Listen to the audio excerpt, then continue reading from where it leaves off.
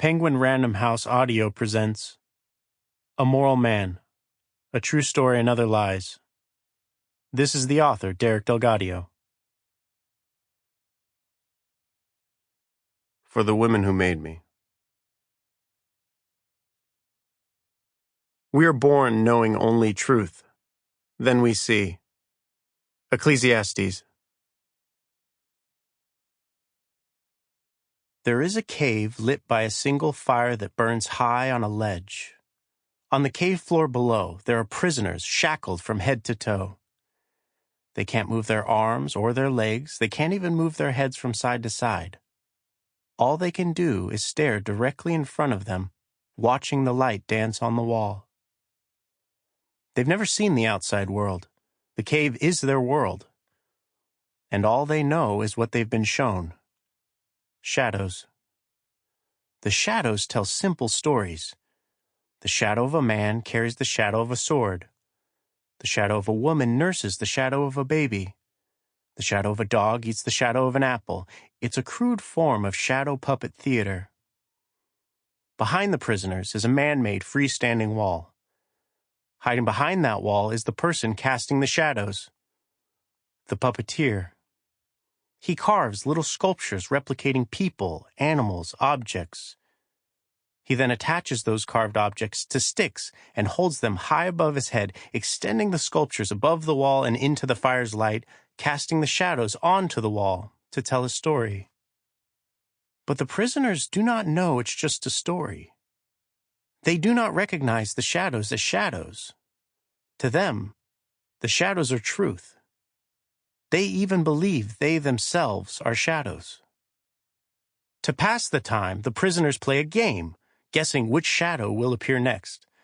The prisoner who guesses correctly wins. The other prisoners praise the winner, using words like clever and master of nature. One day, a prisoner is released, breaks free from his shackles. He discovers the wall behind him.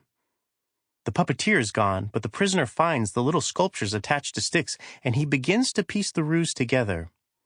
He realizes that the shadows he had seen were not real. Then the prisoner sees a small beam of light.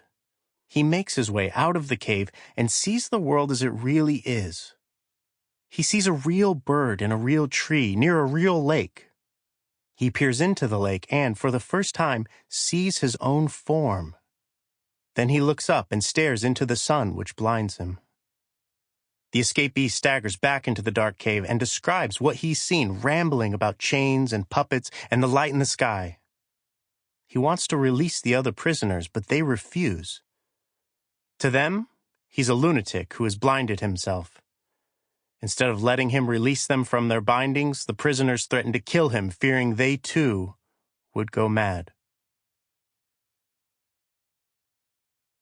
The opposite of light.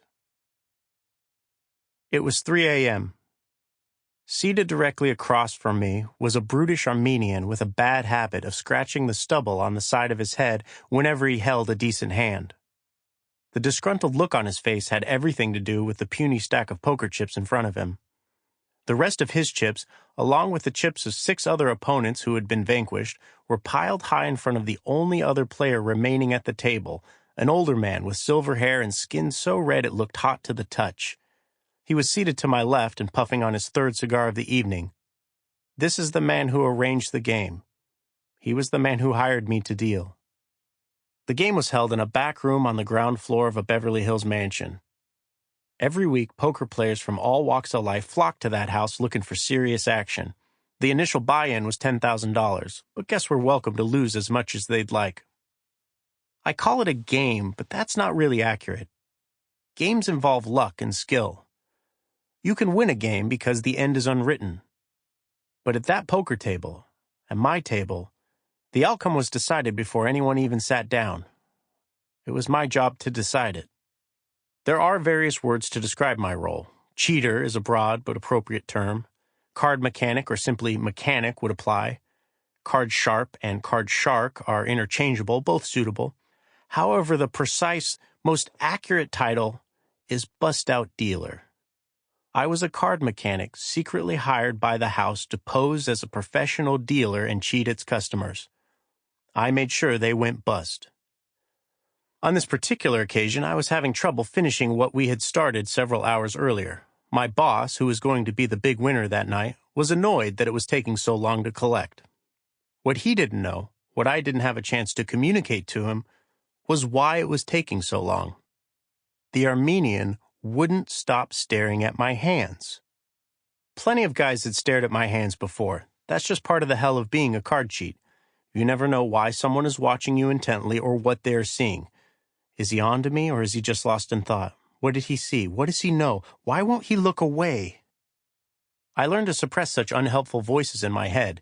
Anytime someone studied me as I shuffled or dealt, I'd feel the fear start to creep in, and I'd remind myself what my boss told me. These people are addicts and you're their dealer. If they're staring at your hands, it's not because they think you're cheating, it's because they're waiting for their next fix. That private affirmation wasn't working as the Armenian stared at my hands. It felt too risky to move under fire, so I dealt another hand on the square, thinking it would put him at ease. But it didn't help. He just kept staring, and I grew increasingly uncomfortable. Unfortunately, I wasn't hired to play it safe. While the Armenian was staring at my hands, my boss was giving me the universal look of, "Hurry the fuck up and cheat already." I understood his frustration. The night was getting away from us. I was tired.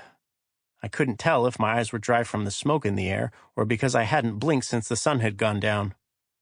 Not to mention, my hands were so cold it hurt to shuffle cards. It wasn't the temperature in the room that was the problem, nor was it the events of this particular night. My hands were always cold in that house. It had affected my ability to focus, so I looked into it and discovered cold hands are the result of the body's fight or flight response. When the mind perceives a threat, adrenaline is released, increasing the heart rate and shuttling blood to the vital areas of the body. One of the first places that loses blood is in the hand. As the blood leaves, it takes its warmth with it. Cold hands were my body's way of telling me to flee. I could have walked away from the table, claimed I needed a break or that I wasn't feeling well. But I had too much to prove. I needed to end it. Not for the money, though it was my only means of income, and not to please my boss, a man who had recently taken me under his wing. I had to know if I was worth a damn. So I ignored the Armenian's gaze and focused on my task. I took a deep breath and, simulating the actions of shuffling and cutting the cards, I secretly arranged a good hand for the Armenian and a slightly better hand for my boss, while the Armenian said nothing and continued to stare. I exhaled with the final false cut and then sailed 2 cards to each of the players. The Armenian slowly, almost skeptically, shifted his focus from my hands to peek at the cards he was just dealt. I didn't know I was in the clear until I saw him reach up to scratch the stubble on the side of his head. My boss knew it was over, but he enjoyed toying with people similar to the way a cat plays with its prey before killing it. The 2 men bet cautiously through the flop and the turn. The flop is the first of 5 community cards dealt face up in the middle of the table in a game of Hold'em poker. The turn is the 4th community card. The 5th card, known as the river card, came, and the Armenian said, "All in," not even bothering to shove a small stack of chips towards the center. After some overdramatic hemming and hawing, my boss said, "Call." Both men rolled their cards over. The Armenian had 2 pair, queens and 10s. My boss smiled with the cigar between his teeth and showed his 3 jacks. I pulled the stack of chips away from the Armenian and scooted them toward the winner, who immediately began gleefully sorting his winnings. The Armenian sat there, expressionless and silent. Normally, when players take a beating like that, they bitch and moan or make a joke to ease the pain or just get up and leave. But the Armenian simply sat there, staring blankly at the spot on the table where his money used to be. I ignored the awkwardness and began gathering the cards, preparing to leave the table. But I stopped moving completely when the Armenian calmly reached behind his back and produced a snub-nosed revolver.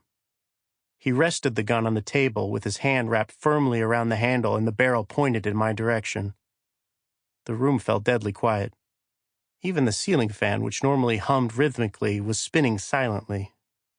If my life flashed before my eyes, it happened so quickly I didn't notice. The Armenian looked up at me and then over at my boss. Then he said, "How much can I get for this?" Sample complete. Ready to continue?